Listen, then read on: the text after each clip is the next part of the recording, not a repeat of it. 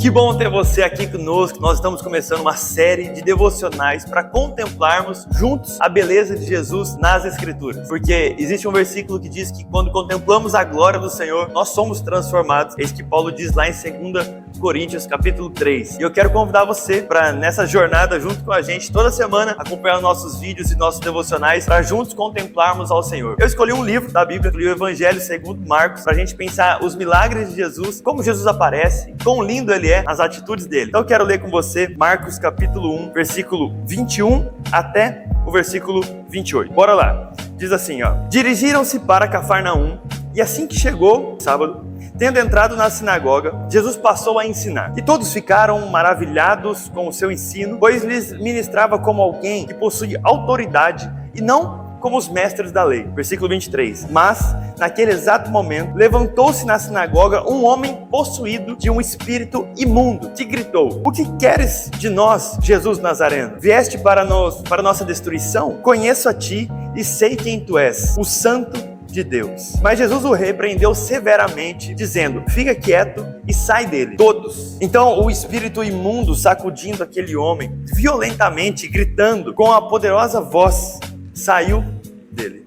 Todos ficaram atônitos, assustados, perguntando uns aos outros: O que é isso? Novo ensinamento? E vejam quanta autoridade ele tem. Aos espíritos imundos ele dá ordens, e eles lhe prontamente lhe obedecem. Assim, rapidamente as notícias sobre a sua pessoa se espalharam em várias direções, por toda a região da Galileia. Eu quero pensar com vocês hoje, juntos, para contemplarmos a autoridade de Jesus. Jesus tem muita autoridade, e tem duas coisas que esse texto nos ensina, sobre dois polos diferentes que Jesus tem autoridade. O primeiro deles é a autoridade que Jesus tem sobre o ensino. Vocês repararam que ele ensina com autoridade. E também Jesus tem autoridade espiritual. E eu quero pensar cada uma delas com você. Quando eu estava lendo, um dos versículos disse assim, que Jesus não ensinava como os mestres da lei. Isso porque os mestres da lei, eles precisavam dirigir a sua palavra para alguém. Por exemplo, assim, eles precisavam usar alguém como autoridade. Olha, então tal pessoa disse isso, Moisés disse isso, a lei diz isso, os profetas disseram isso. Então todos aqueles mestres da lei, eles se apoiavam em alguém que tinha vindo antes, tinha algum testemunho forte. Jesus não é assim. Quando Jesus estava ensinando, ele ensinava como quem tinha autoridade, a palavra diz. Porque ele não precisava recorrer a pessoas, nem a lei, nem a nada. Ora, Jesus citou muitas vezes palavras dos profetas que vieram antes dele. Mas Jesus não precisava, porque Jesus é a própria revelação de Deus. Jesus, ele fala com autoridade, porque ele fala do que é dele. Tudo foi feito por meio dele. Ele que criou todas as coisas. Então, quando a gente ouve as palavras de Jesus, nós sabemos que tem autoridade ali. Nós sabemos que não é algo humano, baseado em opiniões humanas, mas nós sentimos. É Deus falando conosco. Por isso, a primeira coisa que eu preciso pensar com você é: conheça, contemple a beleza de Jesus, na autoridade dele, no ensino dele, porque ele ensina como nenhum outro. Outra coisa que eu quero pensar com vocês é um grande erro que nós encontramos hoje em dia na igreja. As pessoas acham que por estarem na igreja, elas estão livres das ações dos demônios. Olha que engano, porque essa passagem diz que aquele homem estava no meio da sinagoga. A sinagoga é como se fosse nossa igreja hoje. Então o homem estava lá na sinagoga, dentro, e estava possuído por um demônio. Então a gente não pode negar tudo isso. Sabe o que eu aprendo com isso? É que não basta a gente ouvir falar de Jesus, ler sobre ele, cantar música sobre ele. Nós precisamos o conhecer.